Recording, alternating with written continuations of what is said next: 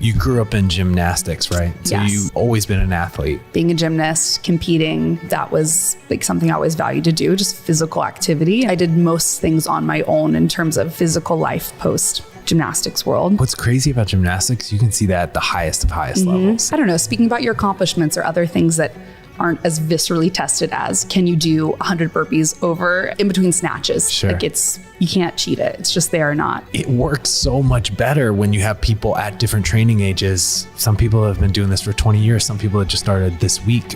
Ton of people in the middle. Are you in a place where if you feel like you try and fail, it's fine, but it's so valuable to be in a place where you consistently are setting yourself up for success. The good coaches, they believed in you more than you believed in you. You wanted to rise up to their expectations, or you just trusted. And I think community is a huge piece of that. I think there's that personal discipline, the community discipline, the coaching. There's enough variables that contributing to this like magic of this is what I want to show up for. The great thing about the gym is it's a lab. It's a controlled environment where you can, push yourself and experience these things in a real safe environment, but like really push the limits.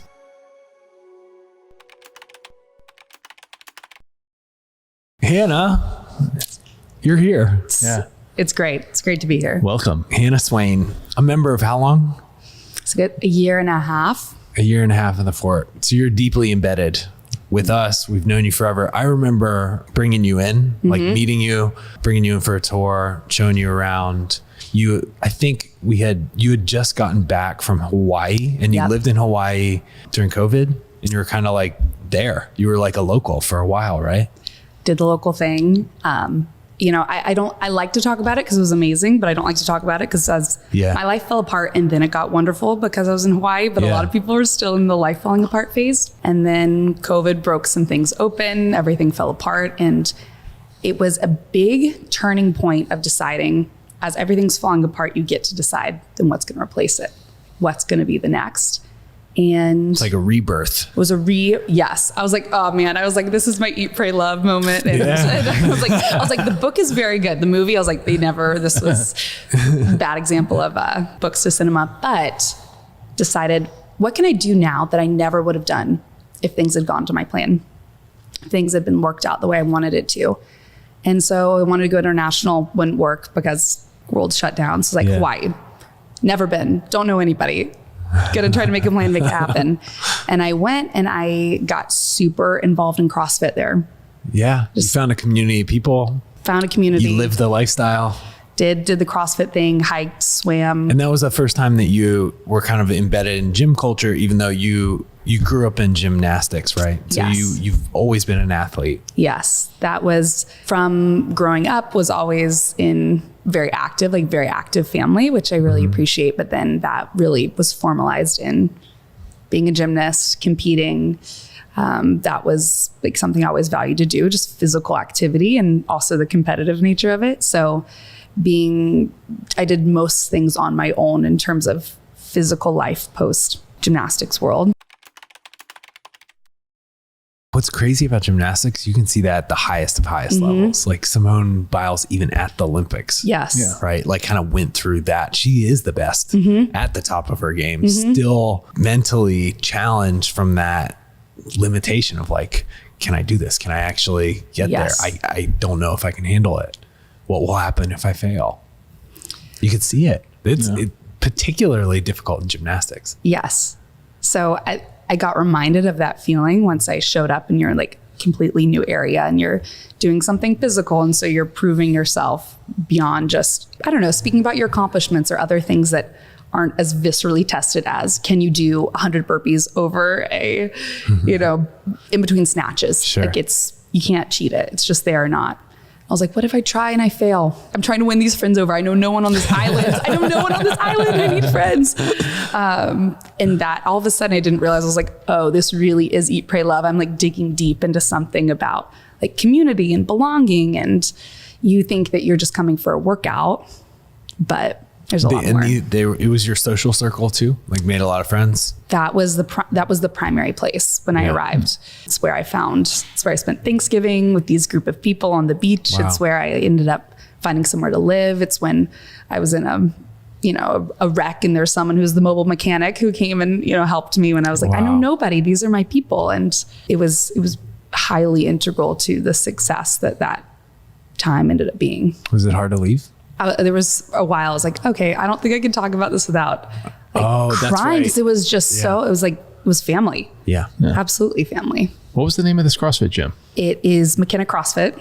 Okay. In Maui, Hawaii. Nice. With, shout out to Coach Paul. Yeah. Adventure Racer. He's like one of the first people too that I was like, you are an amazing coach. The good coaches, they exactly the way that you described it, they believed in you more than you believed in you. You wanted to rise up to their expectations, or you just trusted. Well, maybe they're right. I guess let me find out. Okay. They're encouraging me. They're putting the energy toward it. They help you there. I haven't heard anybody articulate the role of the coach like that maybe in a while. And I kind of forgot. So that's very cool. And that's, to transition back to here of you leaving this actual paradise of life and like being on an island doing CrossFit and having this amazing community. Yes, extremely hard to leave. So I had a stint. I moved to Seattle for 3 months, it wasn't a great time. It was the opposite of everything Hawaii had been, but it made me ready to move back to New York when the time opened up, which was a year and a half ago. And almost a week after moving back, I found out about the fort, came here, and like immediately I was like, this is exactly what I had.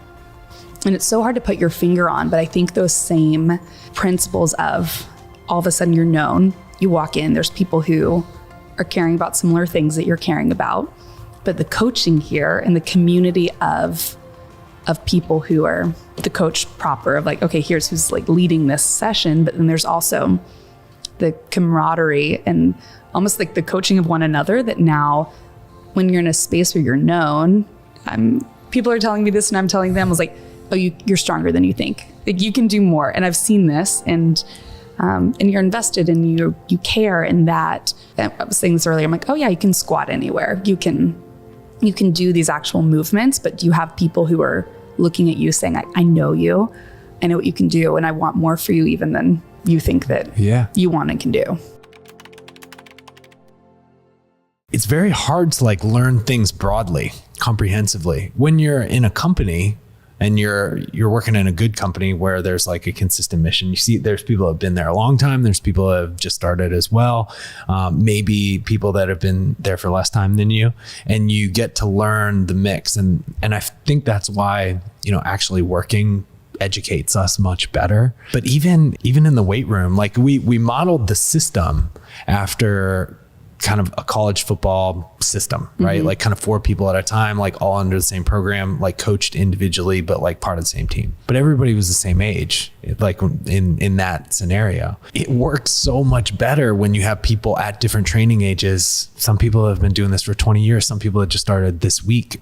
Ton of people in the middle, and everybody is sort of both learning and competing, friendly, and teaching together as part of their development. I just put it all together. Man, that's like, we're crushing it. Code is cracked right now. Code is cracked. And so then as a further plus to what you've done, going even back to that concept of, are you in a space where you feel freedom to fail? I didn't even realize that was such a hang up until even now as I'm articulating it and thinking about that earlier of, okay, what was the same thing that kept me from pushing through in gymnastics that maybe keeps me from like pushing through in like a personal and professional sense of, are you in a place where if you feel like you try and fail, it's fine. But it's so valuable to be in a place where you consistently are setting yourself up for success.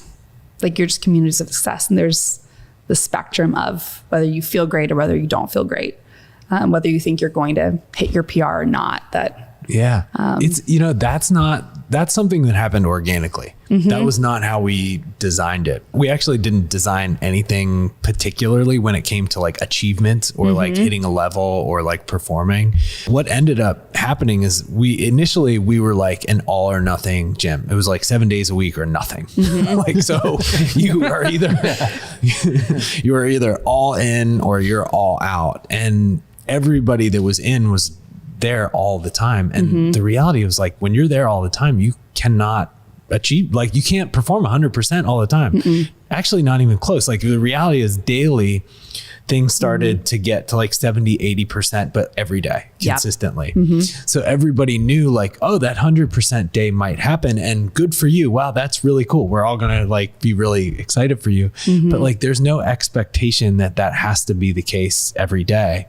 Rather, we're going to like show up. We're going to enjoy this. We're going to work and tweak on where we're at today. We're just going to work on this practice and we enjoy it. We're going to do it because we enjoy it. And that culture became a thing, and new people would come in and be like, wait, I can just enjoy this. And you're like, yeah, you can just enjoy this. Like you can just like living like this. And they're like, wow, that's really cool. Let's try it. And they find that like they really like it and want to keep doing it. Exercise is suffering for so many people. You know, like we're in a bubble now where we don't even think about this anymore, but it's true. When you go, like people have to drag themselves to the gym because they're not having fun. They don't have direction. There's probably a lot of reasons, but part of it is like, they're just trying to end their life every time they walk in there. It's like, it's too much. There's points in the training where you're just trying to force it. You're impulsed in like the pushing.